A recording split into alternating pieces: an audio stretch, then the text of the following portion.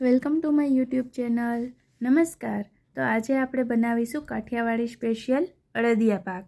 તો એના માટે આપણે અડદિયાનો લોટ લઈશું. મેં તૈયાર અડદિયાનો લોટ જ લીધો છે બહાર દુકાનમાંથી. 250 ગ્રામ બનાવવાના છે આપણે, એટલે 250 ગ્રામ અડદિયાનો લોટ તૈયાર કર્યો છે. એમાં આપણે થોડું ગરમ ઘી કરીશું, થોડું દૂધ ગરમ કરીશું, ત્યારબાદ આ અડદિયાના લોટમાં નાખી દઈશું. હવે તેમાં થોડું ગરમ કરેલું દૂધ નાખીશું. આ દૂધ અને ઘીનું આપણે મોવણ આપવાનું થશે.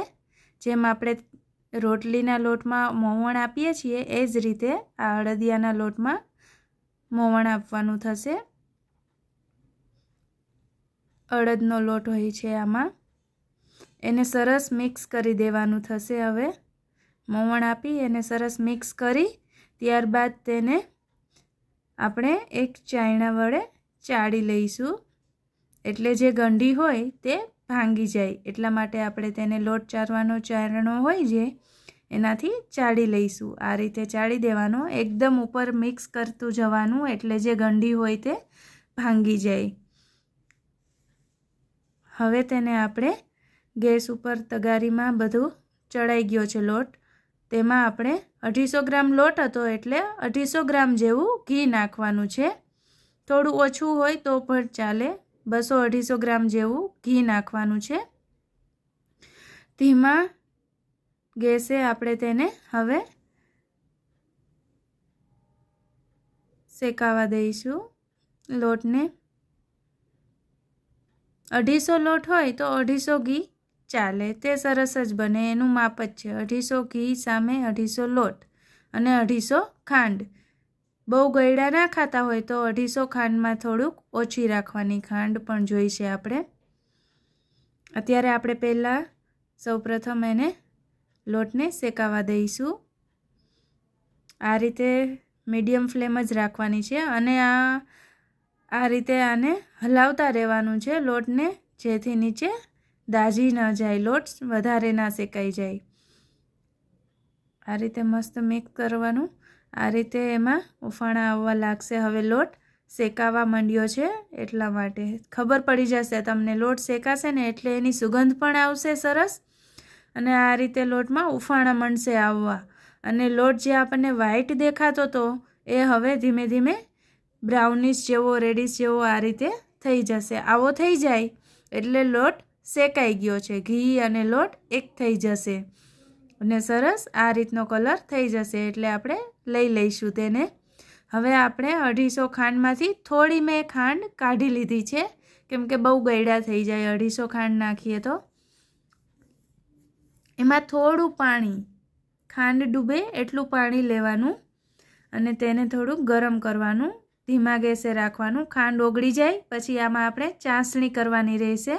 એ જ મેઇન છે ચાસણી. આ રીતે એક તાર થવો જોઈએ.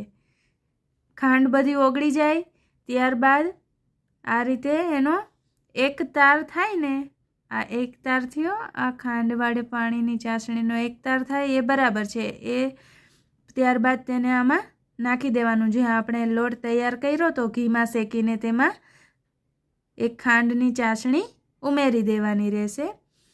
એક તાર થઈ જાય એટલે તરત લઈ જ લેવાનું, બહુ વખત રાખવાનું નહીં, નહીંતર કડક થઈ જાય.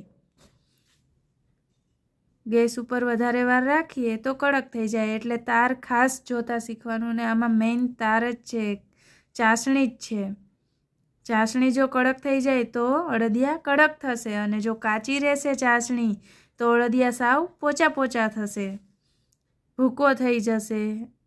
આપણે હવે આમાં કાજુ બદામનો ડ્રાયફ્રૂટ બધું એડ કર્યું છે અને હવે આને આ રીતે મિક્સ કરતું રહેવાનું જ્યાં સુધી આપણે એમના લાડવા વાળી ના શકીએ એવું ના થઈ જાય ત્યાં સુધી એને મિક્સ કરતું રહેવાનું. આ હમણાં બધું શોષી લેશે ઘી. લોટ છે ને એ ઘી અને જે ખાંડની ચાસણી હતી એ બધું મિક્સ થઈ જશે અને લાડુ બને એવો માવો બની જશે. આ રીતે એને ઘણી બધી વાર સુધી હલાવવાનું રહેશે. હવે રેડી થઈ ગયું છે. આને હવે આપણે ગરમ ગરમ જ આના લાડુ બનાવવાના રહેશે. ઠરી જાય પછી આપણને એવું લાગે કે સરખા લાડુ નથી બનતા તો આપણે થોડું એવું દૂધ ઉમેરીને મિક્સ કરીને લાડુ તૈયાર કરીશું. કારણ કે આપણને બહુ ગરમ લાગે આ માવો તો પછી આપણે લાડુ ના વાળી શકીએ, તો પછી ઠરી જાય તો પછી સરખા નહીં વળે. એટલા માટે એમાં થોડું એવું દૂધ ઉમેરી દેવાનું. જો લાડુ સરખા ના વળે ને તો એટલે સરસ જ થઈ જશે. તમે જોઈ શકો છો આ હવે માવો રેડી થઈ ગયો છે. હવે આને આપણે લાડુ વાળી દઈશું.